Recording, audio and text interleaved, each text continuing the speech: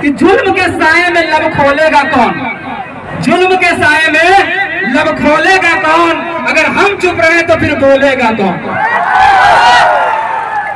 जिस्म क्या है रूह तक सब कुछ खुलासा देखिए, जिस्म क्या है रूह तक सब कुछ खुलासा देखिए, आप भी इस भीड़ में घुस कर तमाशा देखिए।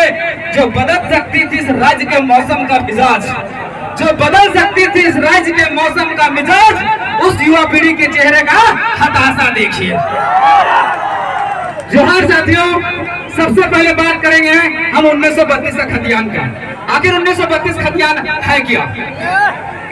देखिए, झारखंड में जब अंग्रेज आए, अंग्रेज आने के बाद हमारे झारखंड लोगों ने बहुत विद्रोह किया। सबसे पहले 1767 का विद्रोह जिसको कहा जाता है ठाल विद्रोह, उसके बाद 1973 का विद्रोह जिसको बोलता है चुहार विद्रोह, उसके बाद आता है तिलका मांझी का विद्रोह 1783 ईस्वी, उसके बाद अंतिम जो विद्रोह हुआ 1900 ईस्वी में बिरसा मुंडा का विद्रोह। जब इस तरह से हमने 150 विद्रोह झारखंड के धरती में कर दिए तो वहाँ की जो जनता थी, एक मिनट गाड़ी रोक दीजिएगा, एक मिनट के बाद घुसाइएगा उनको, बोलिए 1 मिनट रोक लेंगे, 1 मिनट रोक लेंगे उनके। तो जब ये विद्रोह हुआ तो अंग्रेजों ने एक कमेटी बैठाई, कमेटी बैठाने के बाद उन्होंने निर्णय लिया कि आखिर झारखंड एक ऐसा लैंड क्यों है जहां पर इतना सारी विद्रोह हो रहा। तो उस कमेटी ने उत्तर दिया कि झारखंड के जो लोग हैं वो अपने माटी को माई के समान मानते हैं। अगर उनके जमीन के लिए, उनके जंगल की रक्षा के लिए अगर एक अलग कानून बना दिया जाए जमीन की रक्षा करने के लिए, तो ये आंदोलन स्वतः ही शांत हो जाए। तब अंग्रेजों ने सबसे पहले जो सर्वे सेटलमेंट शुरुआत की थी वो है छोटा नागपुर काश्तकारी अधिनियम, जो 1902 में शुरू हुआ, खत्म हुआ 1905 ईस्वी में और लागू हुआ 11 नवंबर 1908 ईस्वी को, जिसको हम लोग बोलते हैं छोटा नागपुर काश्तकारी अधिनियम। इस आधार पर हम लोग झारखंड सरकार से मांग कर रहे हैं कि सबसे पहले झारखंडियों को परिभाषित किया जाए, आइडेंटिफाई किया जाए कि झारखंडी है कौन।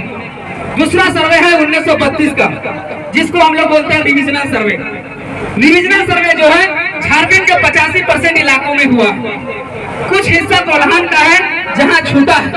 तो हम लोग सरकार से ये मांग कर रहे हैं कि आप 1908 को भी लागू कीजिए, 1932 को भी लागू कीजिए, 1954 को भी लागू कीजिए और 1964 को लागू कीजिए और 1964 तक जाइए और 1964 के बाद जितना सर्वे सेटलमेंट है उसको मान्यता दीजिए और उस आधार पर परिभाषित कीजिए, आइडेंटिफाई कीजिए कि झारखंडी कौन है। जब झारखंडी परिभाषित हो जाएगा उसके बाद नियोजन बनाइए।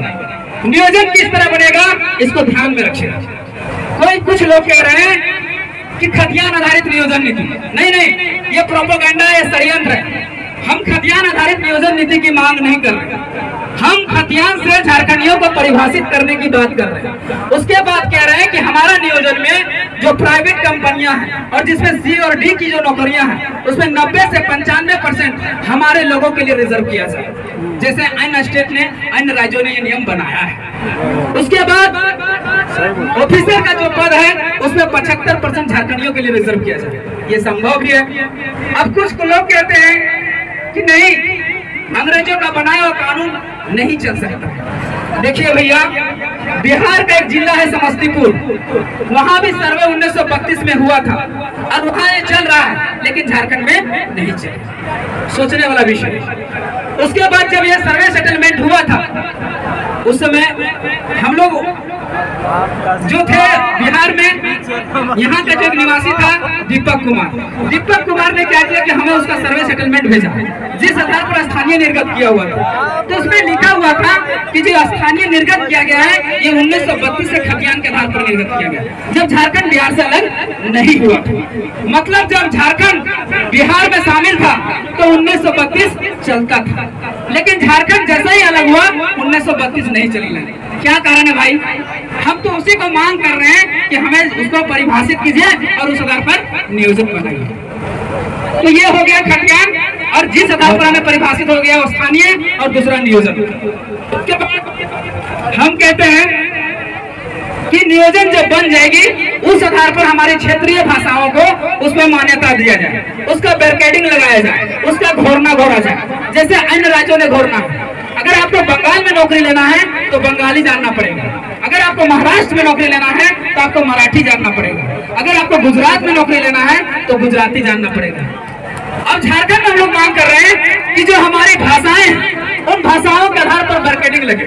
आने जो यहाँ खोरठा, कुड़माली, नागपुरी, पंचपरगनिया जैसे भाषा जानता है वही यहाँ नौकरी ले सकता है। ऐसा मार्केटिंग लगेगा तो खोरठा कौन जानता है? यहाँ के लोग जानते हैं। तो नौकरी कौन लेगा? वो यहाँ के लोग लेंगे। और अगर उन भारी भाषाओं को यहाँ मान्यता दिया जाएगा तो नौकरी कौन लेंगे?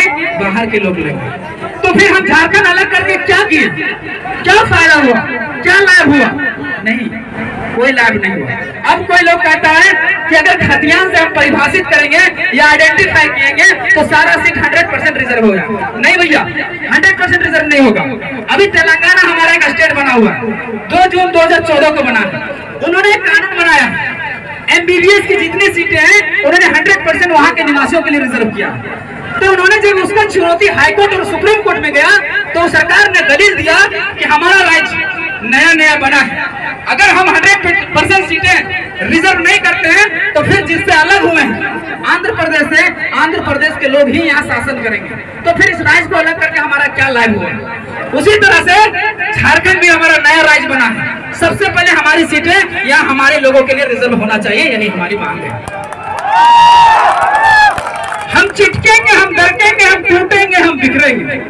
हम चिटकेंगे, हम दरकेंगे, हम टूटेंगे, हम बिखरेंगे। इस मिट्टी से जन्म लिए इस मिट्टी में मिल जाएंगे, पर अपनी भाषा, अपनी संस्कृति, अपनी सभ्यता, अपनी परंपरा, अपना हक अधिकार से समझौता नहीं करेंगे। समय के अभाव रहने के कारण हम अपनी बातों को यही विराम देते हैं। धन्यवाद, जोहार। बहुत बहुत धन्यवाद।